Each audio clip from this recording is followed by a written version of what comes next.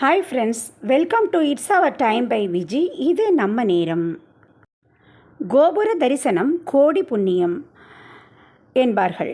முற்காலத்தில் ஊரில் கோயில் கோபுரத்தை விட உயரமாக எந்த கட்டிடமும் இருக்கக்கூடாது என்று ஒரு எழுதாத சட்டம் இருந்தது. என்ன காரணம்? கோயில்களையும் உயரமான கோபுரங்களையும் அதன் மேல் இருக்கும் கலசங்களையும் பார்த்திருப்பீர்கள். அதன்பின் ஒளிந்திருக்கும் ஆன்மீக உண்மை நமக்கு தெரியாது. அதன்பின் எவ்வளவு அறிவியல் ஒளிந்திருக்கிறது என தெரியுமா? கோபுரத்தின் உச்சியில் தங்கம், வெள்ளி, செம்பு மற்றும் ஐம்பொன்னால் செய்யப்பட்ட கலசங்கள் இருக்கும். இக்கலசங்களிலும் அதில் கொட்டப்படும் தானியங்களிலும் உலோகங்களிலும் மின்காந்த அலைகளை ஈர்க்கும் சக்தியை கலசங்களுக்கு கொடுக்கின்றன. நெல், உப்பு, கேழ்வரகு, தினை, வரகு, சோளம், மக்காச்சோளம், சலமை, எள் ஆகியவற்றை கொட்டினார்கள். குறிப்பாக வரகு தானியத்தை அதிகமாக கொட்டினார்கள். காரணத்தை தேடி பார்த்தால் ஆச்சரியமாக இருக்கும்.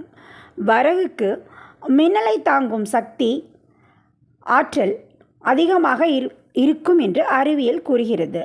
மற்றும் 12 ஆண்டுகளுக்கு ஒருமுறை குடமுழுக்கு விழா என்ற பெயரில் பழைய தானியங்கள் நீக்கப்பட்டு புதிய தானியங்கள் நிரப்பப்படுகிறது. இது ஒரு சம்பிரதாயம் மட்டுமல்ல. காரணத்தை தேடினால் இந்த தானியங்களுக்கு 12 வருடங்களுக்குத்தான் சக்தி இருக்கிறது. அதன் பின் செயலிழந்து விடுகிறது. இதை எப்படி முன்னோர்கள் அறிந்தார்கள்? ஆச்சரியம்தான். அவ்வளவுதான். அதுவும் இல்லை. இன்றைக்கு பெய்வதை போன்று 3 நாட்களாக மழை பெய்தது அன்று. தொடர்ந்து 3 மாதங்கள் பெய்தது.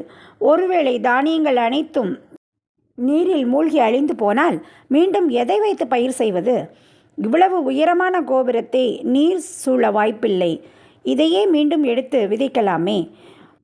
ஒரு இடத்தில், எது மிக உயரமான இடத்தில் இடிதாங்கியோ அதுதான் முதலில் ஏர்த்தாகும்.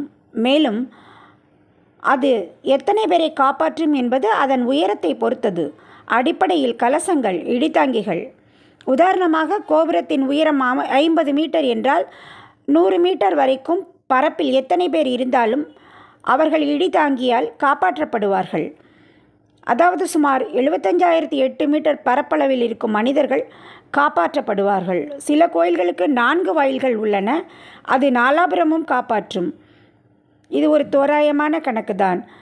இதைவிட உயரமான கோபுரங்கள் இதைவிட அதிகமான பணிகளை சத்தமில்லாமல் செய்து வருகின்றன.